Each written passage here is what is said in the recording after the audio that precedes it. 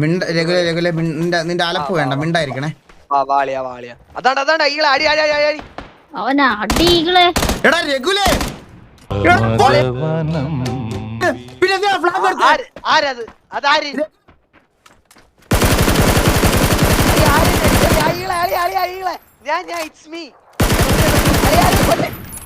കളിക്കണ്ട, നീ കളിക്കണ്ട.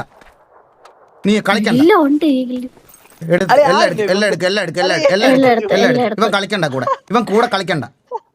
ഇവൻ കൂടെ കളിക്കണ്ട.